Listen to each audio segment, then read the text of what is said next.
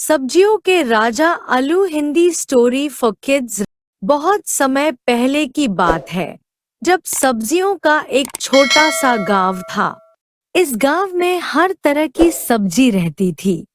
उस गांव में सभी सब्जियों में आपस में बहुत अच्छी दोस्ती थी।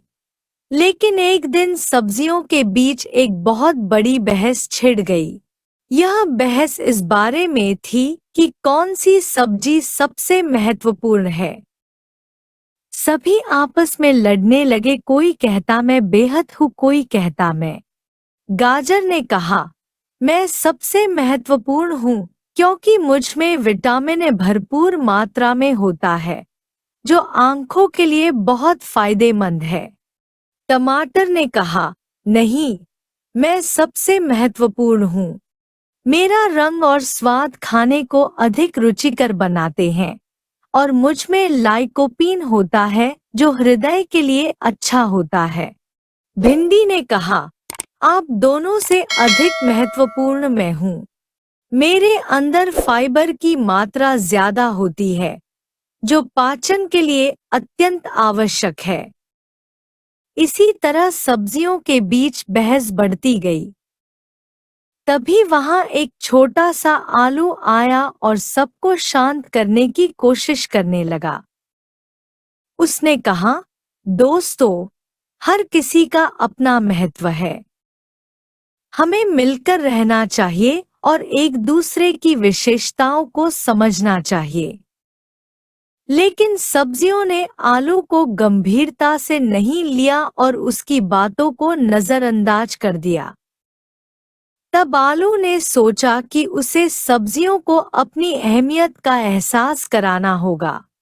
एक दिन गांव में एक बड़ा भोज आयोजित किया गया। सभी सब्जियां अपने अपने विशेष व्यंजन लेकर आईं। जब खाने का समय आया तो लोगों ने देखा कि मेज पर सभी प्रकार की सब्जियां थीं, लेकिन आलू के बिना व्यंजन अधूरे से लग रहे थे।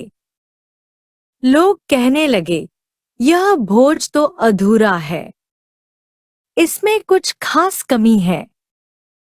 तभी गांव के मुखिया ने कहा, हमें आलू की जरूरत है, उसके बिना यह भोजन अधूरा है।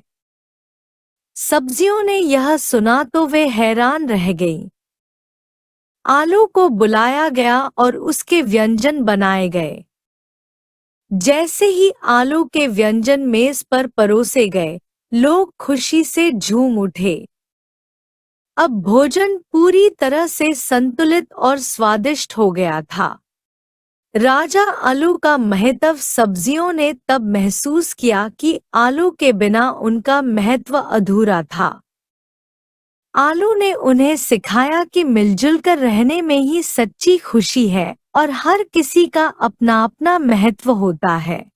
उस दिन से सब्जियों का राजा आलू को माना जाने लगा और सब्जियां मिलकर रहने लगी।